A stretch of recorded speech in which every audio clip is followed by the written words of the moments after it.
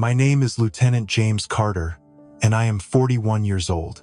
I have spent 19 years of my life at Fort Ashbury in Colorado, walking the same halls before sunrise, checking the same security monitors, and keeping the base running in ways most people never even think about. I learned early that the quiet work keeps a place like this alive, and I accepted that most of it would never be noticed. When the old commander retired last month, they held a small gathering in the corner of the mess hall with lukewarm coffee and a few folding chairs. He shook my hand, looked at me with tired eyes, and thanked me for keeping the wheels from flying off. That was all. No ceremony, no plaque, not even a photo to mark nearly 2 decades of showing up before everyone else and leaving after everyone had gone home. I stood there with that strange mix of pride and emptiness, wondering how a life can feel both heavy and invisible at the same time. I have never needed applause, but the silence that afternoon settled on me in a way I did not expect. It reminded me how easily the people who guard the foundation get pushed into the shadows once the building looks stable. Still, I kept my shoulders straight. I kept my voice calm.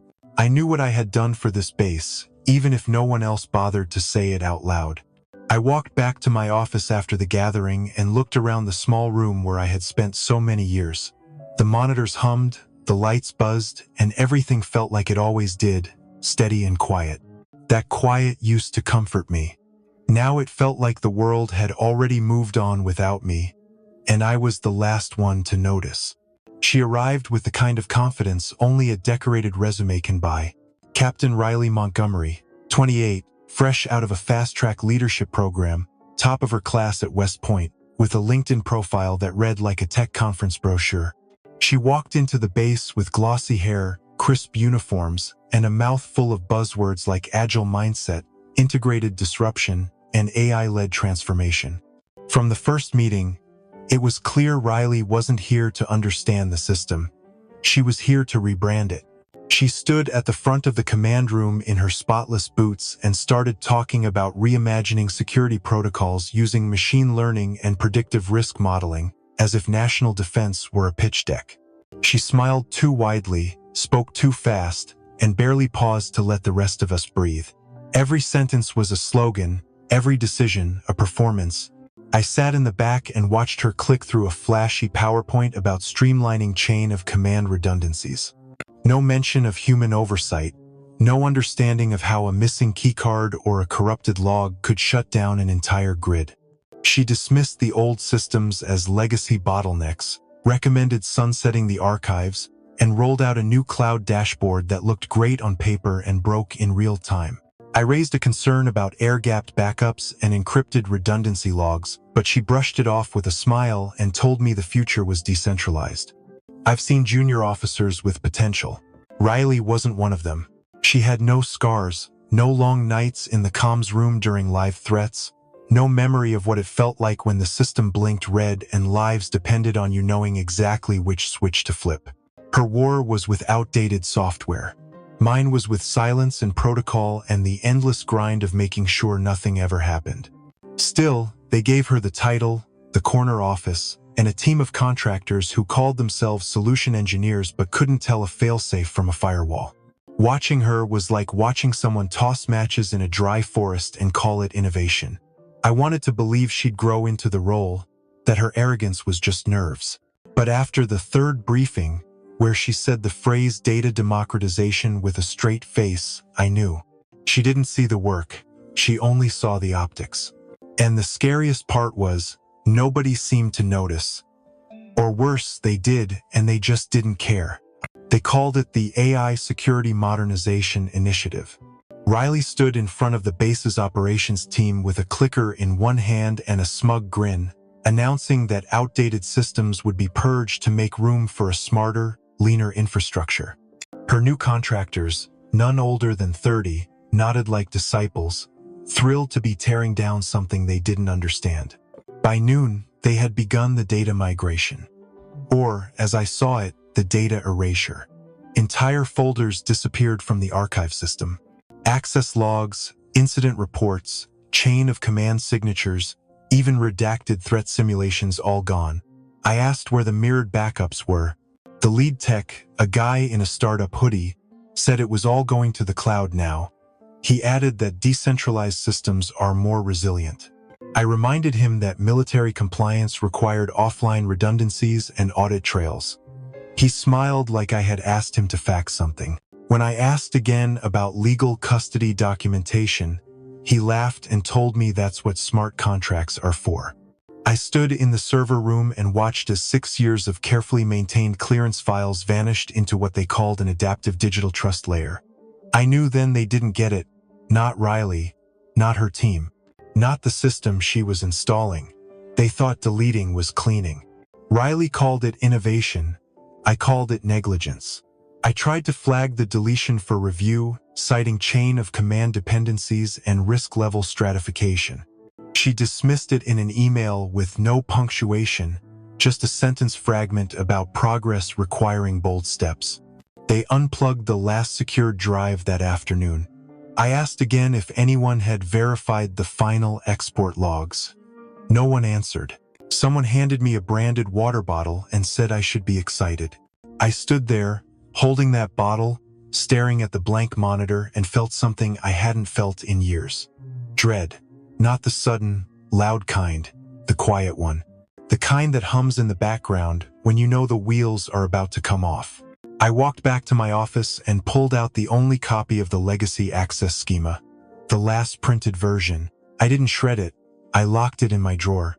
Because when it all collapsed, I knew someone would come looking. And when they did, I wanted to be able to say I tried. It came in the form of a memo, not a conversation, not even a phone call. Just a cold, 2-paragraph email from someone in HR I'd never met, letting me know that my position was being reclassified as an external compliance advisor, effective immediately. No mention of severance, no request for exit paperwork, no thank you for nearly 2 decades of service. Just a soft shove wrapped in corporate phrasing, and somehow, they still expected me to keep the place running while I slipped quietly out the side door. I checked the system that afternoon. My name was still listed as the primary clearance holder on every access level above Tier 4. The badge in my pocket still unlocked the secure room. My credentials still pinged active on the chain of command flowchart. It wasn't just careless. It was dangerous. They pushed me out on paper but forgot or ignored the part where military-grade security protocols demand formal transition. I flagged it twice. No one replied. For a while, I thought it was just a clerical mistake. Maybe someone overlooked the checklist. Maybe Riley would call me in and handle the final sign-off. But she didn't. No one did. I spent that week in limbo. Not gone, not present. Walking past people who smiled like nothing had changed, while my desk slowly emptied itself of purpose. One morning, I opened my inbox and found myself removed from the leadership briefings. The worst part wasn't the demotion, it was the silence, the way they erased you without ceremony, like you were just a placeholder in a system that had already decided it didn't need you anymore. I kept coming in, kept answering questions, kept fixing errors Riley's team didn't even know they'd made. Every time I offered to brief someone on the access control protocols, they brushed it off, said the new system was intuitive. I sent a summary packet to Riley. 3 pages, clear, direct. I included a diagram of the data flow, a list of credential endpoints, and a note about legal transfer obligations. She never acknowledged it. A junior tech caught me by the vending machine and asked if I was retiring. I told him no, not yet. But I think we both knew I already had, at least in their eyes. That Friday, I received another message. This one said I was being taken off the compliance thread permanently. They wished me well in my new advisory capacity, as if I had applied for it. The base still ran on my security schema. My login still authenticated every mission-critical process. And no one, not HR, not Riley, not legal, asked for the badge. It stayed in my drawer, still warm from use, still mine. And in that silence, I felt it, the shift. I wasn't just being pushed out, I was being abandoned in plain sight. And the responsibility? Still mine, whether they liked it or not. I spent the weekend building the packet. Not a slapdash file drop, but a full-scale, regulation-compliant transition protocol. Color-coded maps of access tiers, credential expiration schedules, verification points for handoff, chain of custody requirements, and a section clearly marked signature and witness required. I even included a checklist with line items for legal observers and a time-stamped acknowledgement. Printed 3 copies, stapled, tabbed, labeled. I knew what would happen if this was done wrong, and I wasn't going to be the one holding the bag when it did. Monday morning, I walked straight to Riley's office. She was half reclined on a beanbag, legs crossed at the ankle, scrolling her tablet like she was shopping for throw pillows. A neon sign above her read, "Disrupt everything." The irony nearly made me laugh. I held out the packet. Explained it was a full system transition. She didn't even look up, just waved one hand and said it wasn't my concern anymore. That was the moment I knew, not guessed, knew. She wasn't just unprepared, she was uninterested. I took a breath, asked if she had 5 minutes to review the license protocol, offered to walk her through the risk matrix, the fail-safes, and the reason why credential transitions require dual authorization. She looked at her tablet, not me, and said she trusted the new system. I asked for a witness. She said I was being dramatic. I pointed out that the law requires at least 2 parties to confirm a federal access transfer. She shrugged, told me to leave it on the desk if I really wanted. I set it down, right there between a half-eaten protein bar and a charging phone. I repeated that without a signed acceptance, she wasn't authorized to use my credentials. She smiled like I just explained how staplers work, then turned back to her screen. That was it. No signature, no acknowledgement, no witness. Just a nod toward the corner of the desk, like I dropped off her dry cleaning. I stood there for a moment, letting the silence land. Then I turned and walked out. Back at my desk, I logged the handoff attempt, documented the date, time, and lack of a formal receipt, uploaded my copy of the transition protocol to the secure archive, marked it, offered, and declined. No drama, just procedure. Because that's what mattered now, not the title, not the office, just the record. When the house came down and someone would ask what I did to prevent it, and the answer would be right there in black and white. They could ignore it, they could delete it, but they couldn't say I didn't warn them. I returned to the base on a crisp Monday morning and walked straight to Riley's office, carrying the badge in my jacket pocket. She was standing by a window, phone pressed to her ear, headset in one ear, smiling as though she was announcing her new era of military transformation. I stepped into the room, laid the badge on her desk, and said, "This is the handoff," then turned and left. She didn't stop the conversation. She didn't ask questions. No signature, no witness, no documentation. She dropped the badge on the desk next to a half-empty coffee cup and a stack of promotional flyers for the new AI initiative. The moment stood still. It was quiet. I walked out without a word. I knew what she had done. I knew what she hadn't done. And I knew the consequences would land long before anyone noticed. The badge was more than a piece of metal and plastic. It carried the company's legal access to secure systems, the chain of custody, and the federal license recognition. By accepting it in that moment without protocol, she had triggered a liability that could crack the foundation of the entire station. I walked down the corridor past each office and each terminal, knowing those systems still recognized my access.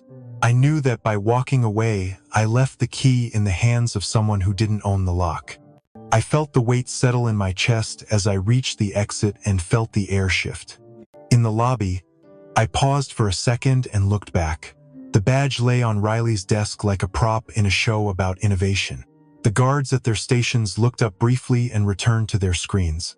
The coffee machine hissed in the break room as though nothing in this building had ever changed. I stepped outside, locked the door behind me, and walked to my car. The wind hit me in the face, cold and clean, and I realized I was free but also part of something I couldn't stop. She'd taken the badge, accepted the control, and I'd made sure the record said I offered the transition properly. The trap was set, and she walked into it with a grin. It started with an email alert, then a phone call, then the entire base network went dark. Security clearances failed, command access rejected. The system didn't recognize Riley's credentials. She had used my badge, but she wasn't the custodian. The Department of Defense flagged the breach within hours. They froze all operations. No flights, no communications, no intel movement. Everything locked. Riley tried to explain, saying it was a software glitch. Then the investigators showed up. Legal reviewed the access logs and saw my name. They asked who transferred custody. No one could answer. The handoff wasn't recorded. No witness, no chain of custody. Riley's voice cracked when she tried to justify it. Her badge access was revoked by noon. She was escorted out by security. The command room fell silent. Officers whispered in corners. Junior staff stared at frozen screens, not sure if they should reboot or run. It spread fast. The partners pulled back, contractors suspended. The base command was officially placed under review. Every system Riley touched was audited. Every action traced back to that badge. I wasn't there when they shut it all down. I didn't need to be. The rules spoke for themselves. She had ignored them. Now the rules ignored her. By nightfall, Fort Ashbury was a ghost. Phones didn't ring, gates didn't open, and Riley's name was scrubbed from the digital directory like she had never existed. All it took was one careless hand reaching for a badge. The rest collapsed on its own. I came back one last time with the deactivation file in my hand. No badge now, just a sealed envelope and the final signature that would make it all official. The gate guard recognized me but didn't say a word. Just a nod. No salute. No questions. Like I was already part of the past. I walked the halls slowly, noticing how quiet everything had become. No chatter. No keyboards clacking. Just this dull stillness that felt like something had been exhaled and never pulled back in. A young lieutenant passed by, glanced at the envelope, and kept walking. He didn't ask what it was. He didn't need to.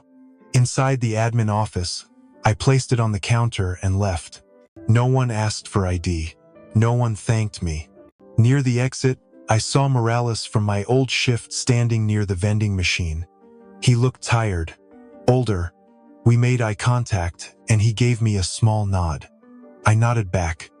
Nothing more. The doors opened slowly, like they knew I wasn't coming back. Outside, the air was cold and steady. It didn't rush. It didn't bite. Just let me breathe.